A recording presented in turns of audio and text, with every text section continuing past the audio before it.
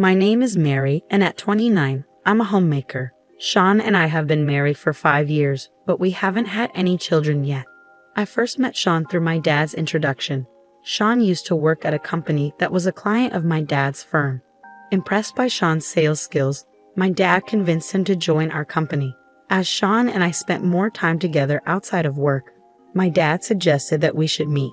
I was immediately charmed by Sean, and after a peaceful courtship, we got married 5 years ago. Recently, things between Sean and me have been a bit rocky. I couldn't help but wonder if this was inevitable for a couple who had been together for so long. Despite the challenges, the thought of splitting up never crossed my mind, and I carried on with my daily routine. One day, after Sean came home from work, I gathered the courage to address the issue. "Hey, we haven't been talking much lately, have we? We don't go out together as much as we used to. Let's take some time off and go on a trip. Maybe visit a place that holds memories for us or try out a nice restaurant." "I'm sorry, I just don't have the bandwidth for that," Sean replied dismissively before heading to bed. I couldn't shake off the feeling of disappointment. Was this really how it was supposed to be after 5 years together? I thought. As time passed, Sean started to drift away due to work stress and personal frustrations, and our relationship grew colder. Despite being aware of the issue, I struggled to find a solution. Then, out of the blue, Sean made a surprising suggestion. "How about we move to a new place?" I was honestly shocked, but also hopeful that a change of environment might improve our relationship. "Yeah, I've always wanted to be closer to work. This apartment is too small if we ever plan to have a baby, and the supermarket and school are too far away." "You really thought that much for us?" I asked, touched by his consideration. "Of course, that's why I've been working so hard." "Thank you. Let's start looking for a place right away," Sean replied with a smile. His words touched my heart, and knowing that he had considered our future together filled me with joy. The next day, we began the search for our dream home. As we prepared to move, Sean and I found our conversations becoming more lively, almost like when we first started dating. We discussed furniture and appliances for our new home, sharing our interests and thoughts. Sean was passionate about choosing a sofa for the living room, emphasizing both comfort and style, while I focused on creating a functional and easy-to-maintain kitchen. Through these exchanges, our bond grew stronger, paving the way for a fresh start in our new home. As we delved into selecting furniture and appliances for our new home, it felt like more than just shopping. Each item symbolized a return to the happier times we shared when we first met, deepening our understanding of each other's lifestyles and values. But that happiness was short-lived. One calm evening, Sean dropped a bombshell while we were relaxing in the living room. "Listen, I've decided to live here with my mistress and our love child," he announced suddenly, leaving me in shock. "Are you listening? Just give me a week, and then you need to leave because I'm going to live here with my mistress and our child," he continued, his words freezing my heart, leaving me speechless. "Wait just a minute. What do you mean? I don't understand. Explain this to me," I managed to stammer out, struggling to comprehend the sudden revelation. Sean confessed that he had met his mistress at his workplace, where she was working part-time.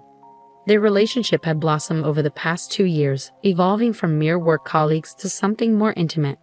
He then recounted a conversation from 2 years ago, where his mistress had revealed she was pregnant with his child. "I've been thinking maybe we need a bigger place," she had said, expressing her desire for their child to grow up in a more spacious environment. "I see. Can you give me a moment to think about it?" Sean had responded at the time. But now, faced with the reality of his decision to prioritize his mistress over our marriage, I couldn't help but feel a sense of betrayal and disbelief. "We're getting a divorce," Sean declared matter-of-factly. "We're going to the city hall." "What? What are you talking about?" I exclaimed, struggling to process the sudden turn of events. "Wasn't the plan that we'd live here together? We even picked out furniture together." "It was never about you," Sean retorted coldly. "I moved here to live with my mistress and our love child. So please, could you move out as soon as possible?" But can't you think it over? Can't we talk about this?" I pleaded, desperately clinging to the hope of salvaging our relationship. "I thought it over, and the decision is to prioritize my mistress," Sean replied firmly. "She's more reliable, good at her job, and importantly, young and beautiful unlike you. So please understand, I'm not up for a lengthy discussion. This is it. There's nothing more to talk about. As Sean's callous words sank in, I struggled to comprehend his calm explanation, grappling with the harsh reality of our shattered marriage and the impending end of our life together. As I struggled to process the whirlwind of emotions swirling inside me, the reality of our shattered dreams hit me hard. We were supposed to live happily together in our new home, yet here I was faced with the harsh truth that Sean had a mistress and even a child on the side. And now I had to leave within a week. Hey, are you even listening? Sean's voice pierced through my thoughts, his tone tinged with impatience. Can you leave this place? I've already told my mistress she can move in, so it's going to be a problem if you're not out within a week. I tried to speak, to defend myself against his accusations, but his words continued to sting. I know it's going to be tough, but please do your best. It's partly your fault for not satisfying me as a woman, you know. Understand that. His blame cut deep, each word a painful reminder of my supposed shortcomings. But man, I was surprised you never caught on about me and my mistress, he added, his tone dripping with disdain. You should really try harder with the next guy you're with. You were just so boring. My mind raced, trying to find a way to respond, but his accusations left me speechless. Well, I was busy with housework and stuff, I finally managed to say, my voice trembling with indignation. That's just an excuse, Sean retorted, his frustration palpable. You being boring put stress on me, affecting my work. A woman needs to satisfy her man, or it impacts his job. Success at work depends on happiness at home. Remember that. His words felt like a punch to the gut, each one a painful reminder of my perceived failure as a wife. That's so unfair, I protested weakly, struggling to hold back tears. I know I'm supposed to make you happy as your wife, but blaming everything on me just because you're bored is not fair. Your boredom is your own issue. No matter how much I try, if you can't find joy in yourself, there's nothing I can do. I'm trying my hardest too. But Sean's response was swift and cutting. It's so unfair to be told this. Whoa, what, getting mad at me? Give me a break, he scoffed, his frustration boiling over. This right here is exactly the problem. I'm the one who's been earning the money, the house, the car. Everything was bought with my earnings. You've been able to live your life thanks to me. I want you to at least be grateful for that. His words hung in the air, a bitter reminder of the power dynamics at play in our relationship. As our argument escalated, it moved further away from the original point, leaving me feeling defeated and lost in a sea of resentment and pain. All right, I'll leave, I muttered, my voice barely above a whisper. Good, you're a reasonable woman, Sean replied, seemingly unfazed.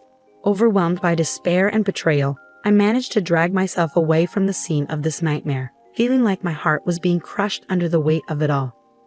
Unable to talk to anyone about it, I spent 2 days and nights lost in thought at a manga cafe. Determined to get my revenge, an idea suddenly struck me. 3 days later, as I prepared to leave, Sean approached me. Hey, you're actually leaving? He asked, his tone betraying a hint of relief. Yes, lucky me. That's a relief. I'll tell my mistress she can move in tomorrow, I replied, trying to keep my voice steady despite the storm raging inside me. As I turned to leave, the doorbell rang, breaking the tense silence. Huh, who was that? Sean muttered, annoyance evident in his voice. Could you get that, please? He added, almost as an afterthought. Get it yourself, please, I retorted, my frustration boiling over. Well, since you're leaving today anyway, Sean grumbled as he made his way to the door. As he opened it, his expression changed from annoyance to confusion, then shock. There, standing before him, was an elderly man beside a luxury foreign car. Oh, what do you want? Sean asked, his voice betraying his bewilderment. Are you Mary's husband? The old man inquired, his tone stern but dignified. Yeah, well, that's me. But who are you? Sean replied, confusion evident in his voice. Here, take this, the old man said, thrusting a set of papers towards Sean. What is this? Sean asked, his confusion growing by the second. A divorce paper and a resignation letter. Sign it right now, the old man commanded, his gaze steely. Huh? Wait, who are you? What's this all about? Sean stammered, his mind racing to make sense of the situation. Don't you understand why you need to write a resignation letter? The old man's voice was stern, leaving no room for argument. Wait, Grandpa, thank you for coming today, I interjected, rushing to Sean's side. Grandpa? Sean exclaimed, his eyes widening in disbelief. Oh, let me introduce him. This is my grandfather, Ken Black, I explained, trying to maintain my composure. Ken Black? As in?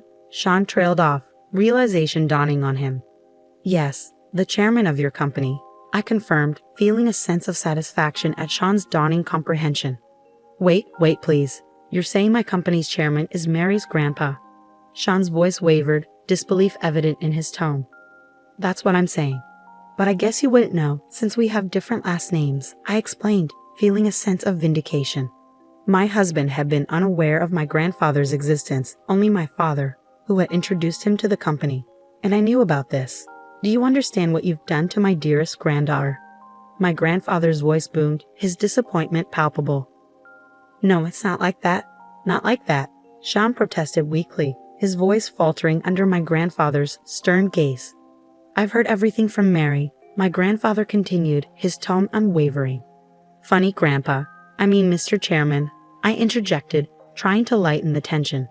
Sean held the pen over the 2 documents he had been forcibly handed by my grandfather, his hand trembling with uncertainty. Once you're finished writing, we're going to part ways, my grandfather declared firmly. Wait, Mary, there's more I need to say, Sean pleaded, desperation evident in his voice. I thought you wanted me to leave quickly, didn't you? I stood beside my husband as he wrote his resignation letter, never meeting his eyes and maintaining a cold demeanor towards him. He paused in his writing, letting out a deep sigh. His heart was filled with conflict, but he was also acutely aware of the depth of his wrongdoings.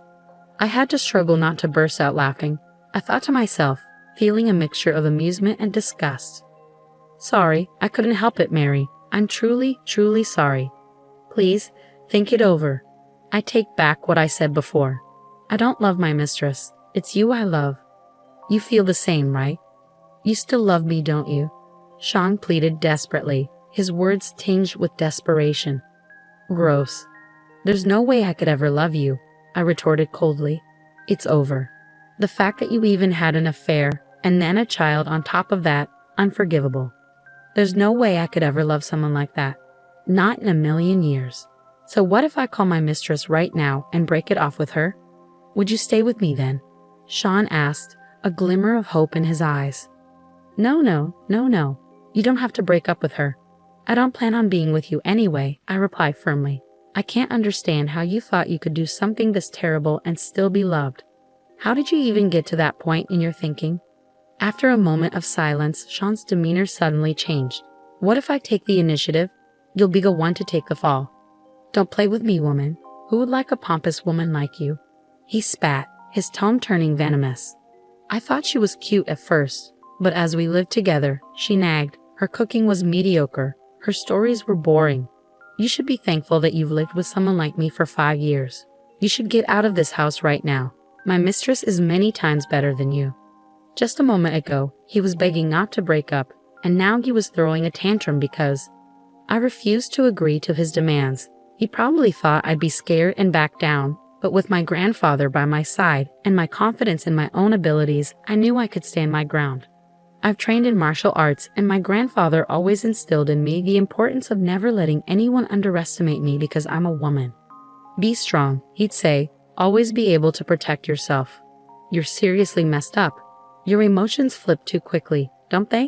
It's amazing you even managed to find a mistress, I retorted, my anger simmering beneath the surface.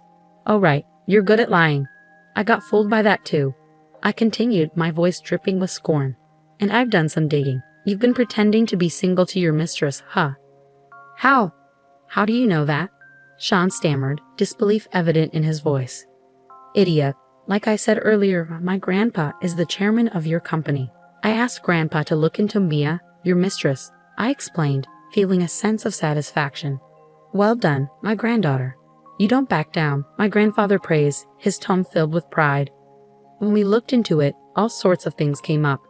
Despite being with Mary, you were getting cozy with Miss Sue at our company, and there were issues with married women.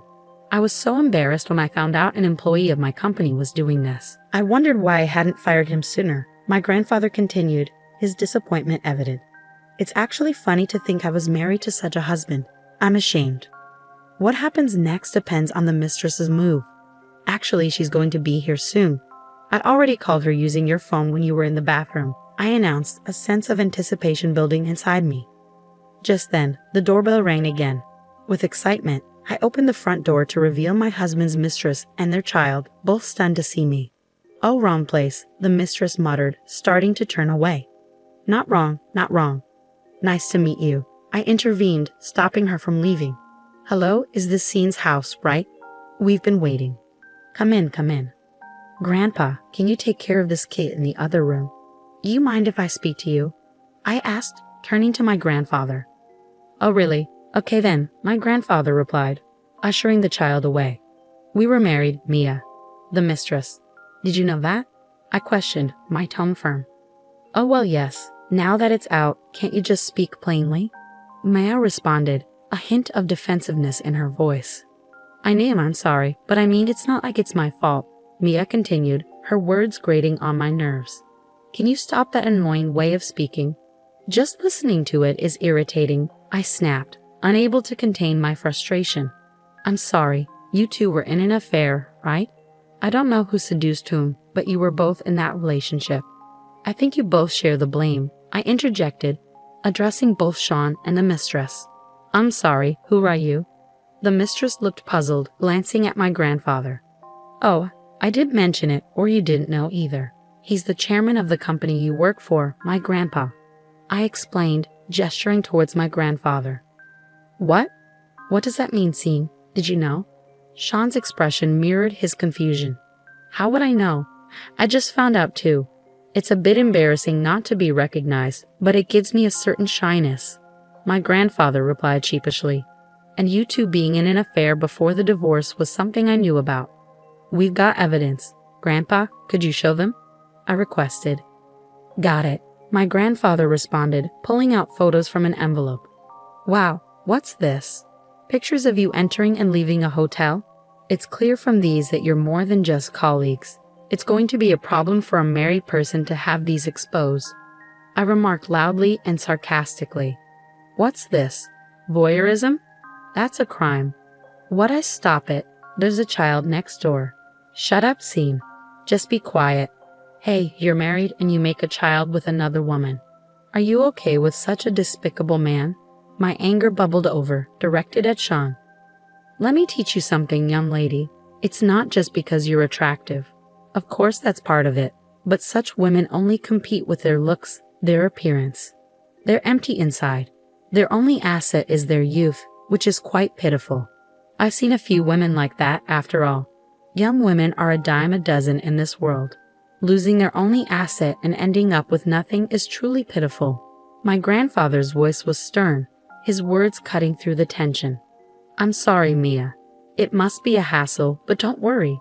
We'll quickly cut ties with these people, and then you can live here with us," I offered, trying to extend an olive branch to the mistress. "Yes, sorry to interrupt your little moment, but do you think you can live here, Scene? What do you mean? Which is it? What are you talking about?" I turned to Sean, confusion evident in my voice. "Don't you know? You had me sign the contract 5 years ago. Back then, you've had no savings, right? It was strange, but now I get it. You were spending all your money on Mia. This place has a good location, it's new, and it has a beautiful view," I explained, my tone heavy with disappointment. "I signed the contract for this house, so I'm not planning to give it up, Sean. If we can't live here, where will we go? My place is a 1-room and too small. I've already told the landlord we're not renewing. What about Sean Jr.? Oh dear, looks like both of you are going to be homeless. That's terrible. I'm not that kind, so please leave within a week." "That's a bit of a problem for us," Sean replied weakly. "Oh really?" I retorted, my frustration growing. "Saying that to others, maybe now you're starting to understand a little bit of how I felt back then. Hey, what about us? What's going to happen? Of course we'll continue, or not. It doesn't matter," Sean shrugged indifferently. "But Mia, are you really okay with this guy? A big liar who's about to lose both his job and place to live." I turned to the mistress, my voice tinged with disbelief. "What do you mean, lose his job?" Sean interjected hastily. "Hey, don't say any more," Mia urged, a hint of panic in her voice. "It doesn't matter to me, so I'll say it. It's going to come out eventually anyway. As I said before, the chairman of his company is my grandpa, and my dad introduced him to his current job. So he's been able to work there thanks to my grandpa and dad. Since he's treated me this way and we're breaking up, I have no obligation to him anymore. I'm thinking of getting him fired. That's why he'll be jobless. And of course, since you work in the same place, it's possible for you to be fired too. Get it? Both of you will be jobless. Don't drag her into this. She's also at fault. Normally, if you hear someone's in a relationship, you back off. How dreamy can you get? It's ultimately your fault. You need to take responsibility, Sean protested, desperation evident in his voice. Please, it's tough to be fired from the company. Now there's Sean Jr. and the house and our savings. Please just wait. Give me another 3 months, Sean pleaded, his voice trembling with emotion. It's impossible all of a sudden. At least until we can secure a place to live, I added, trying to reason with him. It's too late. I can't just leave my granddaughter like this. Go and rely on your own parents. Tell them you've had a child out of wedlock. Hurry up, your baby's crying too, my grandfather urged, his tone firm. Sean picked up the pen again and began to write on the resignation letter. In the solemn atmosphere, Mia also wrote her resignation letter, tears streaming down her face. Exhausted from the emotional turmoil, I let out a deep sigh once Sean and Mia handed their resignation letters to my grandfather. Without uttering a word, my grandfather scrutinized the contents of the letters under his stern gaze. Meanwhile, my husband accepted responsibility for his actions, facing the consequences head-on without attempting to evade them. I observed the intense interaction between my grandfather and husband, feeling a mix of relief and sadness. And don't forget the divorce papers I asked for, I reminded them, my voice tinged with bitterness. I got it. And you know about the alimony, right? I added, trying to suppress the pain of betrayal and deceit. $660,000, I heard the figure, causing a sharp pang in my heart. You're really terrible, I muttered, feeling the weight of the situation. Better than you, my husband retorted, his voice choked with tears as he signed the alimony agreement. Once everything was settled on paper, they left the room hastily, carrying little baby Jan with them. As they departed through the front door, heads hung low, I couldn't help but let out a bitter laugh. Grandpa, thank you so much for coming all this way. Even though you're busy, I expressed my gratitude, feeling a sense of relief wash over me. It's nothing. Leave it to me. This is exactly when you need a grandpa, my grandfather reassured me, his eyes filled with understanding. But your son brought home quite the trouble. I guess I have to punish him too, he added, a hint of disappointment in his voice. Yeah, Dad needs to be punished too, I agreed, feeling a sense of closure. I'll tell Mom. Next time, I'll find a husband candidate for Mary myself, I promised, determination shining in my eyes. That sounds good. I trust you to find someone reliable, my grandfather nodded approvingly. And so the matter was resolved. My ex-husband's hopes for a new life with his mistress were shattered by the strain of alimony payments on his finances and the deterioration of his relationship with her. Turning to his parents for support, he found himself alone to face the consequences of his actions, grappling with the difficulties of taking responsibility and building a relationship with his secret son John. On the other hand, thanks to my grandfather's support, I embarked on a new path. The alimony became a stepping stone toward a brighter future, and I succeeded in pursuing my own happiness despite the pain caused by my husband's unfaithfulness. It became a valuable experience that made me stronger and more resilient. Cherishing the support from those around me, I forged new connections and built a new community to pursue my happiness. Over time, I healed from the wounds of the past and emerged as a stronger, more mature person.